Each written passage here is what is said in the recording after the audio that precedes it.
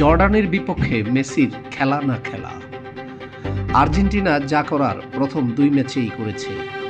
Algeria ও অস্ট্রিয়াকে হারিয়ে group champion হিসেবে পৌঁছে গেছে শেষ 32-এ। কাল সকালে জর্ডানের বিপক্ষে ম্যাচটি তাই একেবারেই আনুষ্ঠানিকতা। এমন ম্যাচে কি লিওনেল মেসি খেলবেন? ম্যাচের আগে সংবাদ সম্মেলনে মেসির খেলা নিয়ে কথা বলেছেন আর্জেন্টিনার কোচ লিওনেল স্কালোনি জানিয়েছেন, মেসি জর্ডানের বিপক্ষেও খেলবেন, তবে তিনি শুরু থেকে থাকছেন না। লিও মেসি পরের দিকে মাঠে নামবে। আমি ইতিমধ্যেই দল চূড়ান্ত করে ফেলেছি। আগামীকাল আনুষ্ঠানিকভাবে ঘোষণা করা হবে। গত বুধবার 39 বছরে পা দিয়েছেন মেসি। চলতি উত্তর আমেরিকা বিশ্বকাপে আর্জেন্টিনা দল এখন পর্যন্ত গোল করেছে 5টি, সবকটি করেছেন মেসি।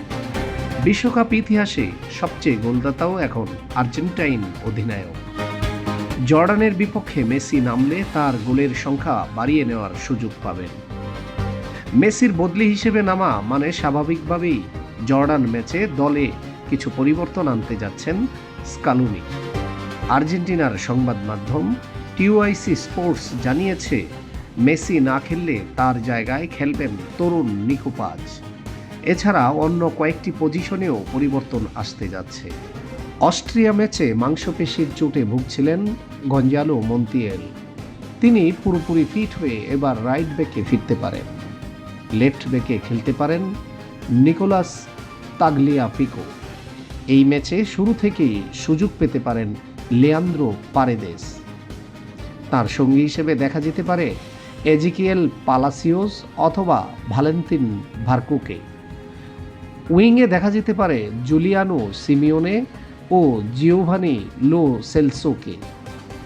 ম্যাচের আগে মেসিকে নিয়ে কথা বলেছেন তাগলিয়াফিকো।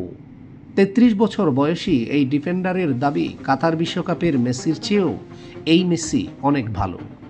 মেসি 2022 সালের কাতার বিশ্বকাপে যেমন ছিল এখনও তেমন আছে, এমনকি আমি বলবো তার চেয়েও ভালো করছে। মেসির জন্মদিন উপলক্ষে আর্জেন্টিনার খেলোয়াড়েরা তাকে সম্মান জানাতে বিশেষ নকশার টি শার্ট পরেছিলেন। সেখানে একটি কেকও কাটা হয়েছিল।